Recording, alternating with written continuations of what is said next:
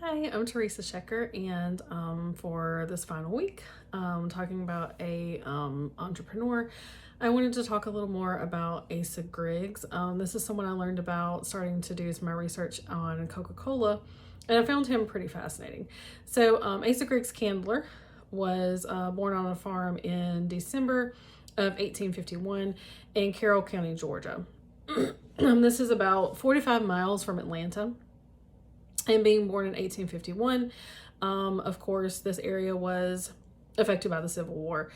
His family owned a big farm that was completely decimated during the Civil War.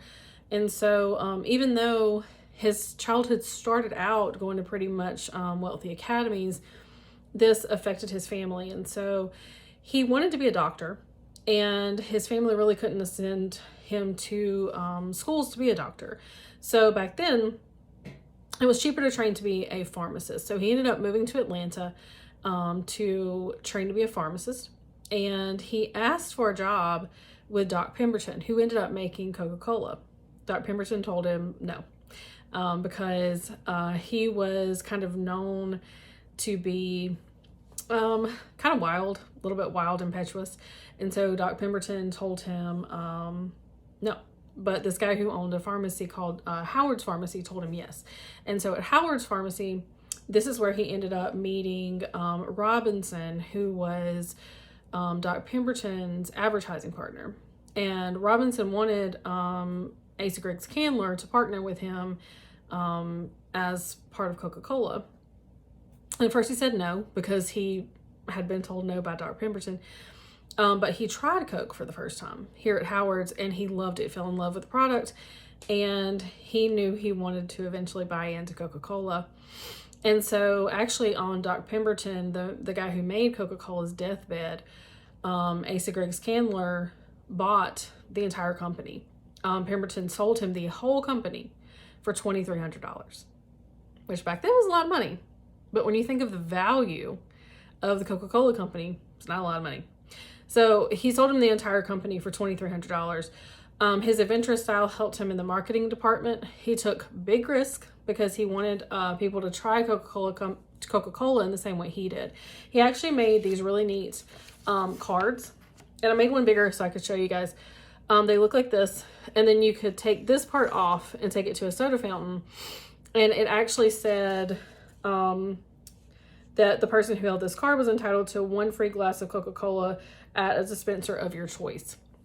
And that was really neat. And then you could keep this section as like a trading card. And they were really, really detailed and beautiful.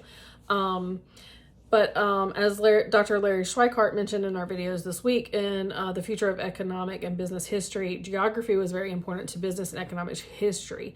Asa Griggs Candler knew this. He wanted to expand Coca-Cola outside of Atlanta because he realized the product had to be tried elsewhere for it to really grow.